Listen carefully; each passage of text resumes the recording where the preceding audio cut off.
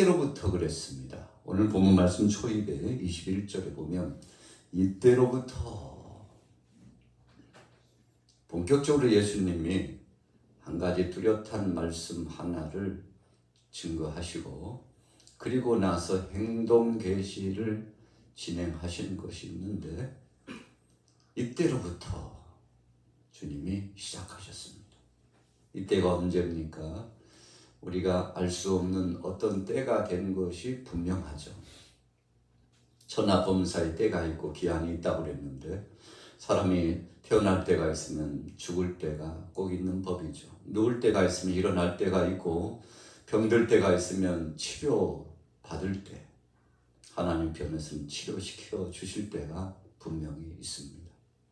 자, 그렇다면 이때로부터는 무엇을 의미하는 것일까요? 오늘 본문 말씀의 문맥적으로 앞뒤의 문맥을 살펴보면 이렇습니다. 예수님께서 제자들에게 세상 사람들이 나를 누구라고 하더냐? 예수님께서 몹시 궁금하셨죠. 모르셔서 그러신 건 아닙니다. 제자들에게 한번 다짐해 보도록 하시고자 하는 깊은 뜻이 계셔서 예수님께서 의도적으로 질문을 하신 거죠. 그래서 주님은 행하신 모든 것들이 뜻없이 행하신 것이 없습니다. 하나님이 행하시는 것은 그분께서 어쩌다 보니까 아유 실수했구나. 내가 실수했다. 실언했다. 그러신 적이 하나님은 없으십니다. 하나님은 미쁘고 의로우신 분입니다. 완전하신 분입니다. 실언하실 분이 아닙니다. 실수하시는 분이 아닙니다. 주님이 행하신 것, 하나님이 행하신 역사는 분명히 뜻이 계셔서 역사하셨는데 제자들에게 세상 사람들이 나를 누구라고 하더냐 물으셨죠. 제자들은 자기들 나름대로 상식 범위 안에서 아는 범위 안에서 예수님 앞에 소상히 올렸습니다. 세상 사람들이 예수님에 대해서 생각하는 바가 분분합니다. 어떤 사람들은 예레미야 중에 한 사람이라고 하고 어떤 사람들은 세례 요한이 다시 살아났나 하고 세례 요한인 줄로 알고 어느 사람들은 또 다른 여타 어떤 선지자 정도 급으로 예수님을 이해하고 있습니다. 자, 예수님께서 듣고자 하는 것은 오늘 본문 말씀을 통해서 보니까 세상 사람들이 말하는 것 그것이 중요한 것이 아니라고 생각하셨던 것 같습니다. 그래서 그러면 너희들은 세상 사람들은 그렇다 치고 말하기 쉽게 이 사람이 저 사람이 예수님에 대해서 이렇게 평가하고 이렇게 이야기합니다 라고 말하는 거 그것 말고 세상 사람들이 말하는 거 다른 사람들이 말하는 것 말고 그렇다면 나와 적어도 3년 동안 동고동락했던 너희들은 나를 누구라고 하느냐? 가장 가까이에서 측근에서 나와 함께 동행했던 너희들은 뭐라고 어떻게 생각하느냐? 오늘 예수님께서 질문하셨는데 자, 오늘 보면 이때로부터 직전에 주님께서 분명히 질문했습니다. 너희들은 나를 누구라고 하느냐? 그랬더니 베드로가 누구긴요? 주는 그리스도시죠. 살아계신 하나님의 아들이십니다. 베드로가 예수님 앞에 온전한 신앙 고백을 했습니다. 그렇다면 우리는 전후 좌우 문맥을 통해서 오늘 주님이 뭔가 중대한 사역을 실행하시고자 하셨을 때 한 가지 체크하시고 한 가지 알고 싶으신 거, 이 정도 됐으면 이제 때가 됐다라고 생각하는 그 범죄는 무엇이었을까요? 적어도 제자들의 신앙관, 신앙 고백이 이제 믿음의 결단적인 그 믿음의 행보가 어느 정도 수준에 이르는지를 주님 알기를 원하셨습니다. 여러분, 하나님은 우리에게 일을 맡기실 때에 할만하니까 맡기신 겁니다. 우리가 때로 주님 앞에 서가지고 하나님 앞에서 항변하듯이 왜 하필이면 접니까? 그렇게 많은 사람들이 있는데 왜 하필이면 접니까요? 여러분 기분 좋고 상쾌하고 힘이 솟구치고 보람이 있고 뭐 이 정도는 해야 되지 않겠어? 라고 생각하면 그런 불만 표기하지 않을 겁니다. 그런데 왜 주님 왜 다른 사람들 많은데 왜 저를 시켜요? 왜 저에게 맡겼어요? 세상에 많은 일도 많은데 하필이면 왜 저에게 이런 일을 맡기십니까? 참 곤란하네요. 고단하네요. 마음에 내키지 않는데요. 감동이 오지 않는데요. 왜 주님은 왜 하필이면 접니까? 여러분 우리가 그렇게 생각할 수 있지 않습니까? 오늘 하나님께서는 그러나 우리에게 일을 맡기실 때 다 뜻이 계셔서 맡기신다는 겁니다. 할만하니까 맡기신다는 것입니다. 그래서 주님 말씀하셨죠. 시험 당할 즈음에 피할 길을 내가 너에게 다 주는다. 그걸 걱정하지 말라는 거죠. 너희가 복음을 증거하러 갈 때 혼자가 아니에요. 적어도 둘씩 짝지어서 가라고 주님 말씀하셨는데 나가서 복음을 증거할 때 너희가 무슨 말을 할 것인가 걱정하지 마. 염려 붙들어 매. 너희에게 무슨 말을 해야 될 것인지 하나님께서 다 정하시고 너희 입술을 주관하여 주실 거야. 너희 마음까지도 주관하여 주실 거야. 예수님께서 3년 동안 사랑하는 제자들을 훈육하시면서 주신 말씀의 중요한 명제는 두려워하지 말라는 것입니다. 걱정하지 말라는 것입니다. 우리가 어제 말씀을 묵상했던 것처럼 너희는 먼저 그의 나라와 그의 의를 구하라. 그리하면 이 모든 것을 너희에게 더하시리라. 하나님이 책임져 주실 건데 뭐가 그렇게 걱정이냐? 너희 힘으로 한시라도 살아간 적이 있었더냐? 한번 생각해봐. 너희 힘으로 살아간 적이 있었냐고. 돌이켜보면 하나님께서 너에게 정해주시고 이래저래 여차저차 해서 하나님이 다 해주신 거지. 한번 생각해봐. 가지고 있는 것 네 것들이 있더냐? 여러분 사실 우리가 따지고 보면 우리 힘으로 살아간 거 아니죠. 그런데 우리 힘으로 마치 살아온 것처럼 내가 한 것 아님에도 불구하고 내가 다 한 것처럼 누구는 다 제외하고 제껴두고 나만 갖고 그래. 그러는 것처럼 내게는 고난도 많고 탄식도 많고 시험도 많고 참 감당할 수 없는 것들은 내가 다 짊어지고 주위 사람들은 평탄한 길을 가고 행복한 길을 가고 저렇게 나도 한번 살아봤으면 좋겠다. 나도 저런 일을 경험했으면 원도 한도 없겠다라고 생각하는 범주가 꽤 많죠. 저에게도 그렇고 여러분들에게도 그렇습니다. 그러나 오늘 본문도 분명히 말씀하고 있습니다만 하나님은 뜻 없으셔서 행하신 적 없고 주님은 감당할 수 없는 자에게 맡기신 적이 없습니다. 그래서 우리에게 하나님께서 이 땅에 살아가면서 이런저런 일을 주시는 것은 다 할만하니까 주님께서 허락해 주셨다는 거죠. 자, 그렇다면 본문으로 다시 돌아가 볼게요. 21절 다시 한번 우리 같이 읽어봅니다. 시작. 이때로부터 예수 그리스도께서 자기가 예루살렘에 올라가 장로들과 대제사장들과 서기관들에게 많은 고난을 받고 죽임을 당하고 제3일에 살아나야 할 것을 제자들에게 비로소 나타내시니라. 그랬죠? 비로소 나타내시니라. 여러분 참 주님은 철두철미합니다. 하나님은 그 말씀하시는 것이 1.1획도 틀림이 없어요. 분명하신 분이에요. 한번 약속하시는 것은 이루십니다. 우리를 향하여서 주께서 비전을 품게 하시고 그 약속의 말씀을 붙들게 하신 거 한 번도 실현치 않으시고 하나님은 여전히 우리가 다소 간에 주님을 떠나고 주님을 실망시켜 드렸을지 몰라도 주님은 우리 곁을 떠나지 않고 늘상 우리와 함께 하셨고 우리와 동행하시면서 모든 것들을 다 이루어 주셨죠.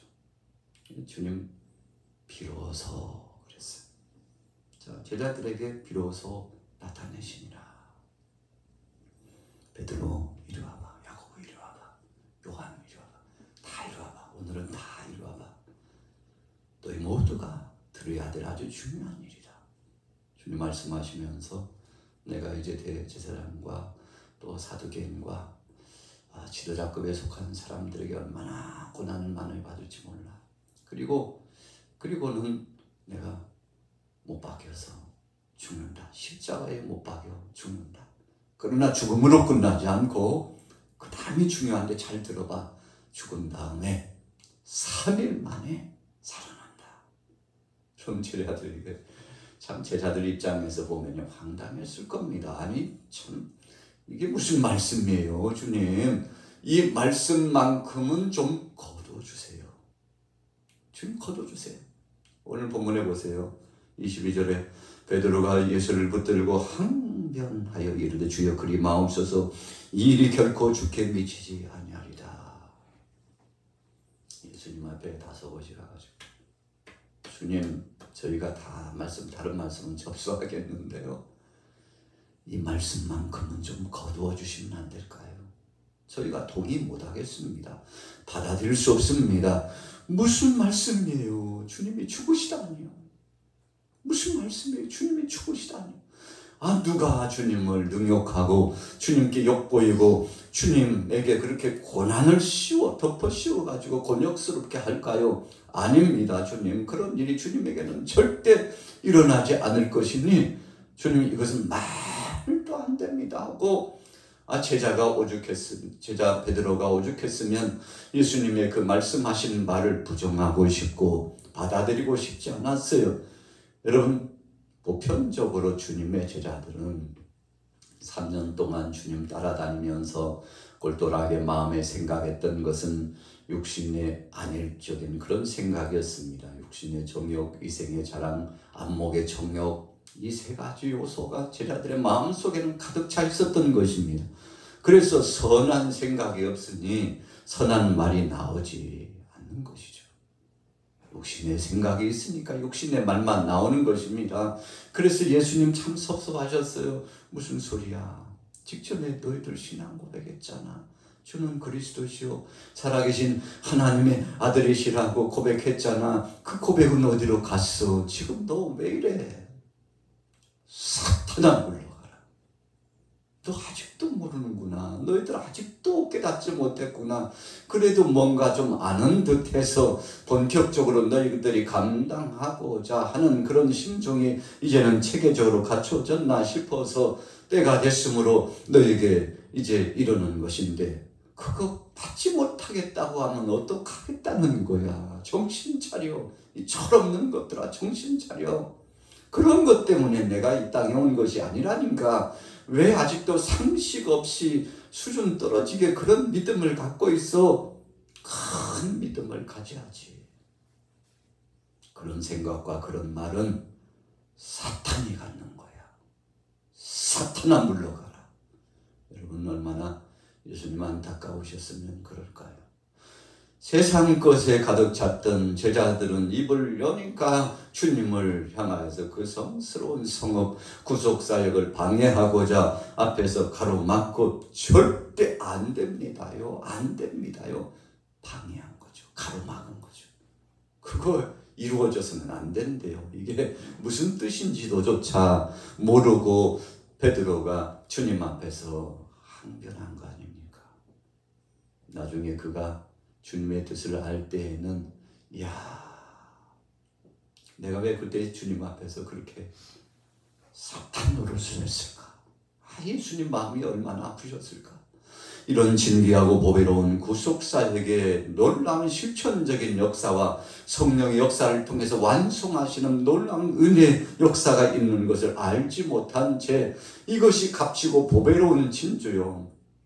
이것이 바로 보물이거늘 이 보물을 내가 마음속에 간직하고 세상에 나가서 떨쳐 선포하기는커녕 오히려 주님 앞에 나가서 방해하는 사탄의 노릇을 했으니 여러분 후에 막심했죠. 그래서 아마 베드로도 예루살렘 교회 인근 근동에 모인 무수한 사람들에게 말씀을 선포할 때 예수님이 죽으심의 의미가 뭔지 압니까? 그분이 십자가상에서 죽으신 그 의미가 뭔지 압니까? 십자가에 못 박은 건 여러분들하고 저예요. 우리가 예수님을 십자가에 못 박았는데 그분이 누구신 줄도 모르고 십자가에 못 박았죠. 그러나 그분은 저와 여러분들을 위하여 대신 죽으신 대속제물로서 구약 성경에 끊임없이 약속의 말씀으로 주셨던 구원의 역사를 완성하시기 위해서 주님이 고난당하시고 죽으셨는데 우리는 철없이 알지 못하고 그분을 십자가에 못 박으라고 소리쳤죠. 이 말씀을 베드로가 성령 충만해가지고 나가서 당시에 철없던 그 백성들을 향하여서 예수님께서 메시아요 그리스도인 것을 알지도 못하고 만왕의 왕이요 심판주요 그분이 창조주시요 우리의 삶을 주관하시는 능력의 주님을 인정해드리지 않고 십자가에 못 박으라고, 예수를 십자가에 못 박으라고 큰 소리 쳤던 바로 그 장본인들을 향하여서 말씀을 전하니까 저들에게도 동일한 성령께서 임해가지고 회개가 터져 나오는데 어찌할꼬 베드로여, 우리가 어찌할꼬 우리 같은 죄인도 구원받을 수 있냐고. 여러분, 저들이 마음을 열고 베드로와 사랑하는 제자들 앞에서 우리에게 길을 알려달라고 그랬더니 베드로가 여러분 걱정하지 마세요. 우리를 위하여 십자가상에 못 박혀 죽으시고 3일 만에 부활하시고 그리고는 승천하시고 다시 오실 그분께서 우리를 위하여서 피할 길을 열어두셨으니 여러분, 회개하고 죄가 이 속에서 흘러나오거든 생각나가든 철저하게 회개하고 이제 다시 한번 나와서 새 사람이 되기를 결단하고 세례받으면 됩니다. 그랬더니요, 너나 할 것이 와가지고 자신의 죄를 자백하고 사랑의 예수님이 그리스도인 것을 증거하기를 결정하고 나도 그분의 제자가 되겠다고 하고 세례받고 나가서 성령의 은혜 역사에 따라서 같은 동료 제자로서 죽으면 죽으리다, 죽을 것을 각오하고 모든 것을 내려놓고 주님의 제자가 된 거 아니겠습니까? 자, 오늘 본 말씀에 그래도 예수님께서는 때가 되었다고 생각하고요, 제자들에게 십자가의 고난과 죽으심과 부활과 그래서 영광스러운 역사가 있다는 것을 제자들에게 말씀을 주셨지만 저들은 아직 그런 수준이 되지 못했습니다. 예수님이 주신 이 구속사적인 은총을 믿음으로 받아들이고 그것을 증거적인 믿음을 갖고 나가서 선포할 만한 그릇이 되지 못했어요. 그러니까요, 주님 앞에 망나니 짓을 베드로가 한 겁니다. 여러분, 오늘 저와 여러분들도 마찬가지예요. 철든 것 같지만 어떤 범위에서는 사람 됐네, 참 진짜 되게 신앙이네. 그런데 어떤 범위에 가서는요, 왜 이렇게 철박선이가 없어, 왜 저 정도 수준밖에는 안 됐나, 그냥 급급 실망이 오는데 여러분, 사람도 실망할 만큼 정말 믿음 없는 행동과 그 믿음 없는 자세를 가지고 살아가는 인생의 모습인데 바로 그 모습이 우리 자신의 모습이 될 수 있다는 것입니다. 자, 보십시오. 24절에 같이 읽습니다. 시작. 이에 예수께서 제자들에게 이르시되 누구든지 나를 따라오려거든 자기를 부인하고 자기 십자가를 지고 나를 따를 것이니라. 누구든지 제 목숨을 구원하고자 하면 잃을 것이요 누구든지 나를 위하여 제 목숨을 잃으면 찾으리라. 제자들아, 세상에서 가장 귀중한 게 뭐냐? 주님 그 말씀이라고 해요. 이 목숨이죠. 생명 하나밖에 없습니다요. 그렇지? 천하에서 가장 귀한 게 한 생명이지. 그런데 그거 있냐? 너 그 천하에서 가장 귀중한 그 목숨 나를 위해서 좀 내어줄 수 있어? 나를 위해서 죽을 수 있냐고? 여러분, 우리 예수님께서 참 말도 안 되는 말을 하고 있는 제자들에게 하나 더 붙여가지고 깊고 오묘한 말씀을 주시는데, 너희들 나를 위해서 죽을 수 있어? 그 정도는 돼야 제자지. 그 정도는 돼야 그래도 내 은혜 천분지 만분지라도 갚는다고 할 수 있지. 너희가 죽기를 구하고 바로 나를 위해서 목숨까지도 내어놓으면 비로소 그때 내 제자가 되는 거야. 자기를 부인하고 자기 십자가를 지고 쫓아갈 수 있어야 나를 따를 수 있다니까. 여러분, 우리 제자들이 예수님의 말씀을 듣는데 아마 정신이 멍했을 겁니다. 도대체 오늘 예수님께서 무슨 말씀하시는 거예요? 거듭거듭 참 이해 못할 말씀 하시고 계시네. 여러분, 그렇습니다.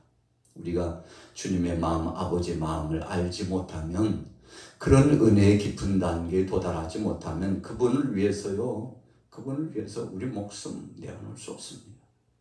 예수님께서 원하시는 것은 내 목숨까지도 버리면서 나를 위해서 살 수 있느냐? 그것이 바로 신앙이고, 그것이 바로 제자의 모습이고, 그것이 하나님의 자녀로서의 길인데, 그거 할 수 있어. 그거 하게 되면 그것 때문에 아버지께서 영광을 받으시고, 그것 때문에 충성되다 일컬음을 받을 텐데.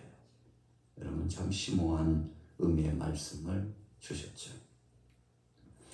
자, 25절부터 같이 볼게요. 누구든지 제 목숨을 구원하고자 하면 잃을 것이요, 누구든지 나를 위하여 제 목숨을 잃으면 찾으리라. 사람이 만일 온 천하를 얻고도 제 목숨을 잃으면 무엇이 유익하리요? 사람이 무엇을 주고 제 목숨과 바꾸겠느냐? 인자가 아버지 영광으로 그 천사들과 함께 오리니 그때 각 사람의 행한 대로 갚으리라. 여러분, 우리가 내어준 대로 주님께서 다 갚아주신대요.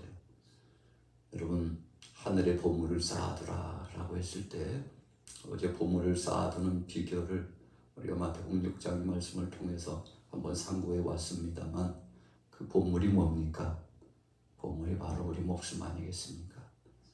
천하보다도 더 귀한 우리를, 당신 자신을 내어주고 우리를 사셨으니 얼마나 감격스러운 것입니까? 여러분, 그것이 보물이죠. 정말 귀한 것입니다.